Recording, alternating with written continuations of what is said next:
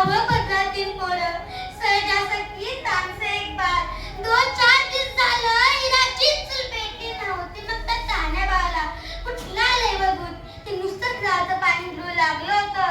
तर त्या पावसाकडे बघत तिला त्या मनात एक विचार आला की 8 दिवसापूर्वी आपल्या भावाला सांगावलं होतं की अक्का मला लय बरं नाही ग मला बघायला ये आपला भाऊ पलीकडच्या गावाला आहे 2 वक्ताचं नाही पण एखाद्या वक्ताचं खायला प्यायला मिळालं तरी चालेल हिराचा निर्णय पक्का झाला ना 2 पावसात त्या माहेर निघाली हिराचं माहेर भक्ताच्या वड्याच्या पलीकडे होतं हिरा काठावर उभी राहिली तर सध्या म्हणाला आय एवढं पाण्यात कसं जायचं ग हिराच्या गुडीवर पाणी आणि पोरांच्या कमरेवर पाणी लागत होतं हिरा कशी बशी पाण्यातून काठावरती आली आणि भावाच्या दारात उभी राहिली हिराचा पूर्ण ऐकू बहीण एकाला दिसली सगळं ऐकून म्हणाला अगं एक तुळसा अक्का आली भावानं तोंड स्वागत केलं असल्या पावसानं कशाला आला दिवसा दादाला बरं नाही असं अंगावर मिळाला आज मला चैनीत पडलं नाही बघावंसं वाटलं म्हणून आलो आवं दिवसा ह्या गोष्टीत आत दिसून गेले यायचं तर ताट सपरे काढायला हवं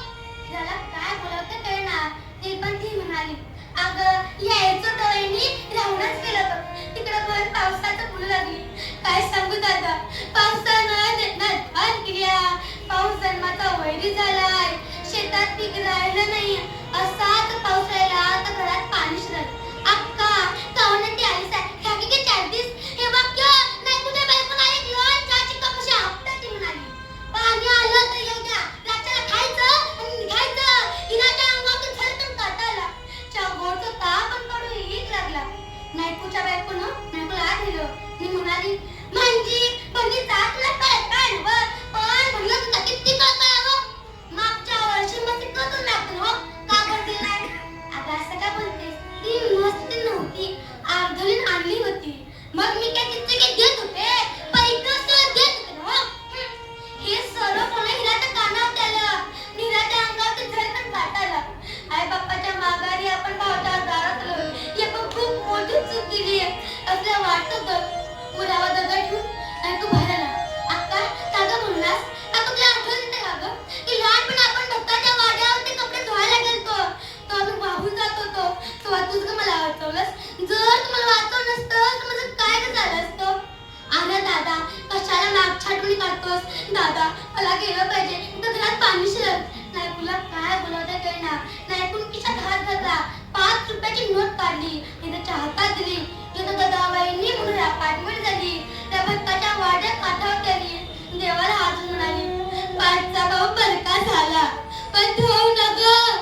सहजा आपण काय करू कारण आपल्या घरला जाऊ आपलं घर ते आपलंच घर असतं तिला कसं बसं सहजा सगळ्या काठावर सोडलं परत पात्र शिरली बाळाला पदरात घट्ट बांधलं आणि देवाला हातून म्हणाली अरे देवा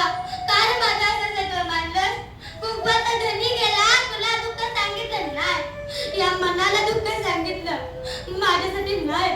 माझ्या लेकरांसाठी तर काटाळा चढानं ओळखलं की आपल्या वाहून जात आहे तिथूनच म्हणाला आय तू लवकर इकडे ये तर वाहून जाशील धडा पाणी वाहत होतं आणि हिरा पाय उचलायला गेली आणि वाचवा ही काही पुराच्या पाण्यात बुडून गेली दुसऱ्या दिवशी गावात बातमी पसरली की भक्ताच्या वर्तक बाईचं फळ आहे मिठीत पाच तसंच आहे मुठीत 5 रुपयाची नोट आहे आपली चाका